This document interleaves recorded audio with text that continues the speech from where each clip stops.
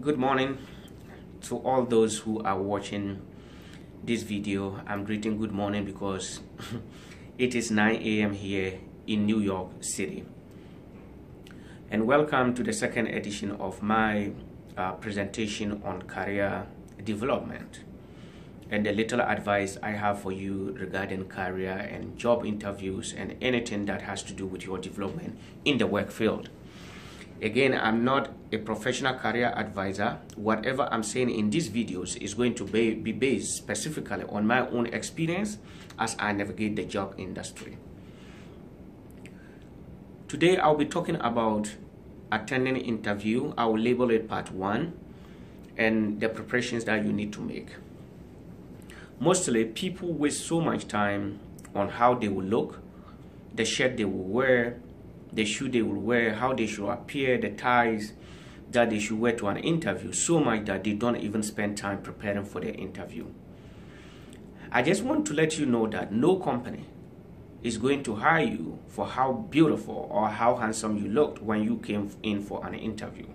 They will hire you if you come out as a strong candidate who has the ability to do the task, whose qualities or features meet the requirements of the job description that you are responding to.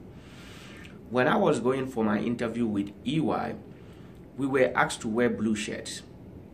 I didn't have any blue shirt, and my pay was not yet in as a security guard to buy a blue shirt for the interview, and I couldn't miss the interview too. So I used a light green shirt. We were mentored in the school by a career advisor, and the lady asked me, "Abu, why will you wear a light green shirt to this interview? We told you blue." And I told her I don't have blue shirt. She should let me go and justify my inclusion. I went in, did what I was supposed to do, and I was invited for the second interview, and subsequently I got the job.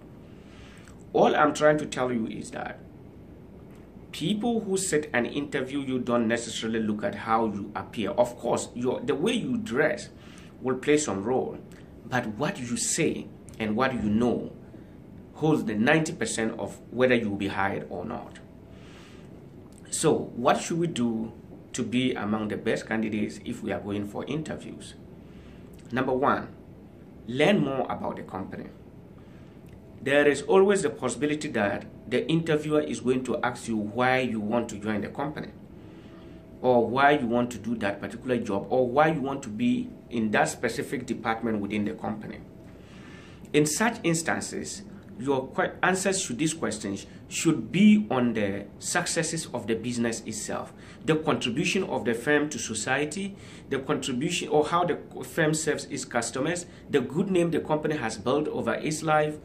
Anything good about it that you can talk about, you have to bring it out to let them know that you have done some research.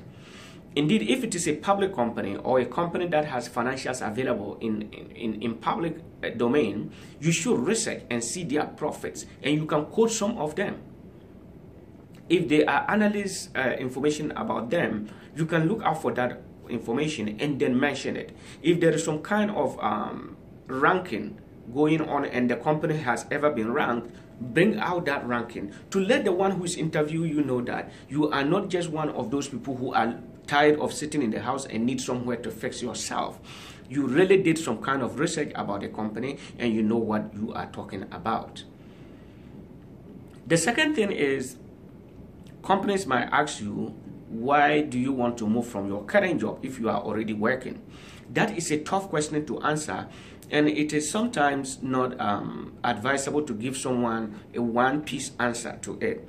For instance, if I am going for an interview to move away from external auditing to internal audit, and I'm asked a question like this, I will tell them that I am moving away from a job to a career. A job as an external auditor might not be something that I want to do to the end of my life. However, as an internal auditor, which fits well to what I want to do in the near future, will be a career for me that I'm going to live with forever. You can think of something like that. So I'm just giving you this scenario so you can coin your own answer if you are asked such a question. Again, when you leave the interview, as you are doing the interview, you need to develop some kind of questions down. so that when they get to the point of asking you what questions you have, don't talk about your salary, don't talk about vacation, don't talk about number of sick days. At that point, one thing you should talk about, and I'll give you 2 questions that I use a lot. Question number 1, before you leave the interview, ask the interviewer that if it happens that you are not part of those selected for this particular job, what will he recommend you to do so that next time when you come in, you will be a best candidate? You know what this question does? It will force the interviewer to tell you whether you have done well or not. His answer will tell you whether you have done well or not, because he might say, oh, next time you have to do this, do that, do that. It means you didn't do it during the interview.